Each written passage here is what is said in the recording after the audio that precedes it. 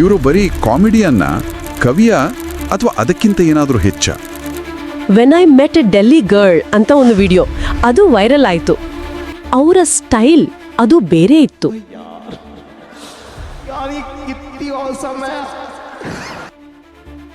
ನಮಸ್ಕಾರ. ಇವತ್ತಿನ ನಮ್ಮ ಆಳವಾದ ಅವಲೋಕನ ಜಾಕಿರ್ ಖಾನ್ ಬಗ್ಗೆ. ಭಾರತೀಯ ಸ್ಟ್ಯಾಂಡಪ್ ಕಾಮಿಡಿಯಲ್ಲಿ ಒಂದು ಹೇಗೆ ಹೇಳೋದು ವಿಶಿಷ್ಟವಾದ ಹೆಸರು ಇವ್ರದ್ದು. ಇವರು ಬರೀ ಕಾಮಿಡಿಯನ್ನ ಕವಿಯ ಅಥವಾ ಅದಕ್ಕಿಂತ ಏನಾದರೂ ಹೆಚ್ಚ? ಇವರ ಕಥೆನೇ ಒಂದು ರೀತಿ ಇಂಟ್ರೆಸ್ಟಿಂಗ್ ಆಗಿದೆ. ಇಂದೋರಿಂದ ಬಂದವರು. ಆಗಸ್ಟ್ 20, 1987ರಂದು ಜನಿಸಿದ್ದು. ಸಂಗೀತದ ಹಿನ್ನೆಲೆ ಇದೆ. ಅಂದರೆ ಅವರ ಅಜ್ಜ ಉಸ್ತಾದ್ ಮೊಯಿನುದ್ದೀನ್ ಖಾನ್ ಅವರು ಸಿತಾರ್ ವಾದಕರು. ಓ ಹಾಗ. ಸಿತಾರ್ ಕೂಡ ಕಲ್ತಿದ್ರು ಅಂತ ಕೇಳಿದ್ದೆ. ಹೌದು, ಆದರೆ ಅದರಲ್ಲಿ ಮುಂದುವರಿಯಲಿಲ್ಲ. ಆಮೇಲೆ ಕಾಲೇಜ್ ಬಿಟ್ಟು ದೆಹಲಿಗೆ ಬಂದರು. ಅಲ್ಲಿ ರೇಡಿಯೋ ಶಾಲೆಯಲ್ಲಿ ವಾಯ್ಸ್, ಟೈಮಿಂಗ್, ಕತೆ ಹೇಳೋ ಕಲೆ ಇದೆಲ್ಲ ಕಲ್ತ್ಕೊಂಡ್ರು. ಸೊ ಈ ಮೂಲಗಳನ್ನು ನೋಡಿ ಅವರ ಪ್ರಯಾಣನ ಅರ್ಥ ಮಾಡ್ಕೊಳ್ಳೋಣ. ಸರಿ, ನಮ್ಮ ಉದ್ದೇಶ ಸಿಂಪಲ್. ಜಾಕಿರ್ ಖಾನ್ ಯಾಕೆಷ್ಟು ಯಶಸ್ವಿ ಆದರು, ಅವರ ಪ್ರಭಾವ ಏನು, ಅವರ ಆ ಕಲೆಯ ಹಿಂದಿನ ಗುತ್ತೇನು, ಇದನ್ನ ಈ ಮೂಲಗಳಿಂದ ನೋಡೋಣ. ಶುರು ಮಾಡೋಣ ಹಾಗಾದ್ರೆ. ಮೂಲಗಳು ಹೇಳೋ ಪ್ರಕಾರ ಜಾಕಿರ್ ಅವರೇನು ಪ್ಲಾನ್ ಮಾಡಿ ಕಾಮಿಡಿಗೆ ಬಂದವರಲ್ಲ. ಹೌದು. ಜನರ ನೋವು, ಸೋಲು, ಆ ಸಂಬಂಧಗಳಲ್ಲಿನ ಮುಜುಗರ ಇದನ್ನೆಲ್ಲ ನೋಡಿ ತಮ್ಮ ಅನುಭವಗಳನ್ನೇ ಮುಚ್ಚಿಡದೆ ಹಾಸ್ಯವಾಗಿ ಹೇಳೋಕೆ ಶುರು ಮಾಡಿದ್ರು. ಮುಂಬೈನ ಕ್ಯಾನ್ವಾಸ್ ಲಾಫ್ ಕ್ಲಬ್ನಲ್ಲಿ ಆರಂಭದಲ್ಲಿ ಅಷ್ಟೇನೂ ಹೆಸರು ಮಾಡಲಿಲ್ಲ ಅಂತಾನೂ ಇದೆ. ಆದರೆ ಅವರ ಸ್ಟೈಲ್ ಅದು ಬೇರೆ ಇತ್ತು. ಶಾಯರಿ, ವಿಡಂಬನೆ, ಆಮೇಲೆ ಒಂದು ಆತ್ಮೀಯತೆ, ಹೌದಲ್ವಾ? ಅದೇ ಆ ಕಾಂಬಿನೇಷನ್. ಆದ್ರೆ ಇಲ್ಲಿ ಗಮನಿಸಬೇಕಾದ್ದು ಅವರ ನಿಜವಾದ ಬ್ರೇಕ್ ಥ್ರೂ ಬಂದಿದ್ದು 2012ರಲ್ಲಿ ಕಾಮಿಡಿ ಸೆಂಟ್ರಲ್ನ ಇಂಡಿಯಾಸ್ ಬೆಸ್ಟ್ ಸ್ಟ್ಯಾಂಡಪ್ ಕಾಮಿಡಿಯನ್ ಗೆದ್ದ ತಕ್ಷಣ ಅಲ್ಲ. ಹೌದಾ? ಮತ್ತೆ ಯಾವಾಗ? ಅದು ಯೂಟ್ಯೂಬ್ನಿಂದ. When I met a Delhi girl ಅಂತ ಒಂದು ವಿಡಿಯೋ, ಅದು ವೈರಲ್ ಆಯಿತು. ಓ, ಅದು ತುಂಬಾ ಫೇಮಸ್ ಆಗಿತ್ತಲ್ಲ. ಹೌದು, ಯಾಕಂದ್ರೆ ಆ ಪ್ರೀತಿ ಹೇಳ್ಕೊಳ್ಳೋಕೆ ಆಗದೆ ಆದ್ರೆ ಅದನ್ನ ನಗುವಿನಿಂದ ನಿಭಾಯಿಸೋ ಸಾಮಾನ್ಯ ಹುಡುಗನ ಕಥೆಗೆ ತುಂಬಾ ಜನ ತಮ್ಮನ್ನೇ ನೋಡ್ಕೊಂಡ್ರು, ಕನೆಕ್ಟ್ ಆದ್ರು. ಆ ಸಕ್ತ್ ಲೌಂಡಾ ಅನ್ನೋ ಕಾನ್ಸೆಪ್ಟ್ ಬಂದಿದ್ದು ಅಲ್ಲಿಂದಾನೇ ಅಲ್ವಾ? ಎಕ್ಸಾಕ್ಟ್ಲಿ. ಅದು ಬರೀ ಒಂದು ಪಾತ್ರ ಆಗಿರ್ಲಿಲ್ಲ, ಅದೊಂದು ರೀತಿ ಯುವಕರ ಅನುಭವಗಳ ಧ್ವನಿ ಆಯ್ತು. ಒಂದು ಹೊಸ ಬಗೆಯ ಹಾಸ್ಯನೇ ಹುಟ್ಕೊಂಡಿತ್ತು. ಆದ್ರೆ ಫೇಮಸ್ ಆದ್ಮೇಲೆ ಟೀಕೆಗೂ ಇದ್ದೇ ಇರುತ್ತಲ್ಲ. ಖಂಡಿತವಾಗ್ಲು. ಕೆಲವರು ಇದೇನೋ ತುಂಬಾ ದೇಸಿ ಕಾಮಿಡಿ, ಮೆಟ್ರೋ ಸಿಟಿಗಷ್ಟೇ ಸೀಮಿತ ಅಂದ್ರು. ಬೌದ್ಧಿಕ ಹಾಸ್ಯ ಅಲ್ಲ ಅಂತನೂ ಹೇಳಿದ್ರು ಅಂತ ಅನ್ಸುತ್ತೆ. ಹೌದು.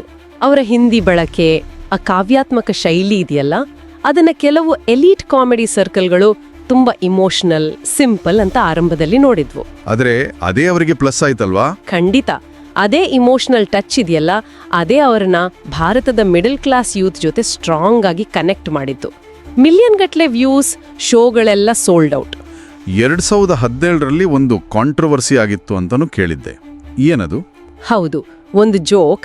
ಅದನ್ನ ಕೆಲವರು ಲೈಂಗಿಕ ತಾರತಮ್ಯದ್ದು ಅಂತ ವ್ಯಾಖ್ಯಾನ ಮಾಡಿದ್ರು. ಅದಕ್ಕೆ ಅವರು ಫಾರ್ಮಲ್ ಆಗಿ ಅಪಾಲಜಿ ಕೇಳಲಿಲ್ಲ. ಓಕೆ. ಆದ್ರೆ ಆ ಘಟನೆ ನಂತರ ಅವರ ಕಂಟೆಂಟ್ನಲ್ಲಿ ಒಂದು ಗಮನಾರ್ಹ ಬದಲಾವಣೆ ಬಂತು ಅಂತ ಮೂಲಗಳು ಹೇಳ್ತವೆ. ಅದೊಂದು ರೀತಿ ಮೆಚ್ಯೂರಿಟಿ ಅಂತ ಕಾಣಿಸುತ್ತೆ. ಅರ್ಥ ಆಯ್ತು. ಆಮೇಲಿನ ಸ್ಪೆಷಲ್ಸ್, ಕಕ್ಷಾ 11 ಇರ್ಬೋದು, ಶಾಲಾ ದಿನಗಳ ಬಗ್ಗೆ. ಹೌದು. ಅಥವಾ ತಥಾಸ್ತು, ಅದು ಅವರ ವೈಯಕ್ತಿಕ ನಷ್ಟ, ಜೀವನದ ಪಾಠಗಳ ಬಗ್ಗೆ. ಇವೆಲ್ಲ ಇನ್ನೂ ಹೆಚ್ಚು ಆಳವಾದ ಆತ್ಮಾವಲೋಕನದ ಕಥೆಗಳಾಗಿದ್ದುವು. ಅವರು ಬರೀ ಸ್ಟ್ಯಾಂಡಪ್ಗೆ ನಿಲ್ಲಿಲ್ಲ ಅಲ್ವಾ? ಇಲ್ಲ. ರೈಟರ್ ಆದ್ರೂ, actor, producer. Chacha ವಿಧಾಯಕ್ high ಹಮಾರೆ series, ಹೌದು, ಕಾಮಿಕ್ ಸ್ಟ್ಯಾಂಡ್ ಶೋನಲ್ಲಿ ಜಡ್ಜ್ ಆಗಿ ಹೊಸಬರಿಗೂ ದಾರಿ ತೋರಿಸಿದ್ರು. ಹಾಗಾದ್ರೆ ಜಾಕೀರ್ ಅವರ ಯುನೀಕ್ನೆಸ್ ಏನು? ಮೂಲಗಳ ಪ್ರಕಾರ ಅಶ್ಲೀಲತೆ ಇಲ್ಲದೆ ಯಾರಿಗೂ ನೋವು ಮಾಡದೆ ನಗಸಬೇಕು ಅನ್ನೋದು ಅವರ ಉದ್ದೇಶ. ಹೌದು. ಅವರ ಕವನ ವಾಚನಗಳು, ಇನ್ಸ್ಟಾಗ್ರಾಮ್ ಲೈವ್ಸ್ ಎಲ್ಲ ನೋಡಿದ್ರೆ ಅವರ ಇಮೋಷನಲ್ ಇಂಟೆಲಿಜೆನ್ಸ್ ಗೊತ್ತಾಗತ್ತೆ.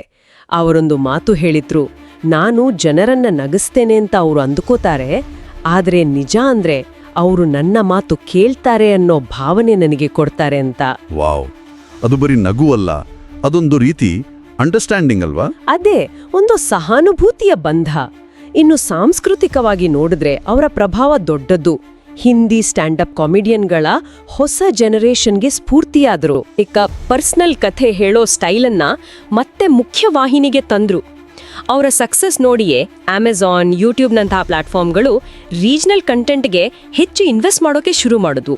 ಸೊ ಈ ಮೂಲಗಳನ್ನು ನೋಡಿದ್ರೆ ಜಾಕಿರ್ ಖಾನ್ ಬರೀ ಹಾಸ್ಯಗಾರರಲ್ಲ, ಅವರು ಕಥೆಗಾರ, ಕವಿ ಮತ್ತು ಮುಖ್ಯವಾಗಿ ಇವತ್ತಿನ ಯುವ ಭಾರತದ ಆ ಭಾವನೆಗಳ ಕನ್ನಡಿಯಲ್ಲಿ ಕಾಣೋ ಒಂದು ಪ್ರತಿಬಿಂಬ. ಸದ್ದಿಲ್ಲದೆ ಅನುಭವಿಸೋ ನೋವಿಗೆ ಧ್ವನಿ ಕೊಟ್ರು. ಹೌದು. ಸೊ ಇಲ್ಲಿಂದ ನಾವು ಕಲಿಯೋ ಪಾಠ ಅಂದರೆ 1. ಪ್ರಾಮಾಣಿಕತೆ ತುಂಬ ಮುಖ್ಯ. 2. ಸಾಮಾನ್ಯರ ಕಥೆಗಳಿಗೆ ಧ್ವನಿ ಆಗೋದರಲ್ಲಿ ದೊಡ್ಡ ಶಕ್ತಿ ಇದೆ. 3. ಡಿಜಿಟಲ್ ಪ್ಲಾಟ್ಫಾರ್ಮ್ಗಳು ಹೊಸ ದಾರಿಗಳನ್ನೇ ತೆರೆದಿವೆ. ಖಂಡಿತ ಅವರ ಜರ್ನಿ ಇನ್ನೂ ಮುಗ್ದಿಲ್ಲ. ಇಂಟರ್ನ್ಯಾಷನಲ್ ಶೋಸ್ ಮಾಡ್ತಿದ್ದಾರೆ, ಪುಸ್ತಕ ಬರೀತಿದ್ದಾರೆ, ಕಾವ್ಯದ ಕಡೆ ಹೆಚ್ಚು ಗಮನ ಕೊಡ್ತಿದ್ದಾರೆ. ಆದರೆ ಅವರ ಕೋರ್ ಆಡಿಯನ್ಸ್ ಯುವಕರು, ಕನಸುಗಾರರು. ಅವರ ಜೊತೆಗಿನ ಕನೆಕ್ಷನ್ ಮಾತ್ರ ಅದು ಗಟ್ಟಿಯಾಗೇ ಇದೆ. ಸರಿ, ಈ ಚರ್ಚೆ ಮುಗಿಸೋ ಮುಂಚೆ ಕೇಳಿಗರು ಯೋಚಿಸೋಕೆ ಒಂದು ಪ್ರಶ್ನೆ. ಇವತ್ತಿನ ಫಾಸ್ಟ್ ಜಗತ್ತಲ್ಲಿ ಎಲ್ರಿಗೂ ಕ್ಷಣಿಕ ನಗುಬೇಕು ಅನ್ನೋವಾಗ ಜಾಕಿರ್ ಖಾನ್ ಅವರ ಥರದ ದೀರ್ಘ, ಭಾವನಾತ್ಮಕ, ಪರ್ಸ್ನಲ್ ಕತೆ ಹೇಳೋ ಶೈಲಿಗೆ ಇಷ್ಟು ದೊಡ್ಡ ಯಶಸ್ಸು ಸಿಕ್ಕಿದೆ ಅಂದರೆ ಇದು ಪ್ರೇಕ್ಷಕರು ನಿಜವಾಗ್ಲೂ ಮನೋರಂಜನೆಯಲ್ಲಿ ಏನನ್ನ ಹುಡುಕ್ತಾ ಇದ್ದಾರೆ ಅನ್ನೋದರ ಬಗ್ಗೆ ಏನು ಹೇಳುತ್ತೆ? ಯೋಚಿಸಿ.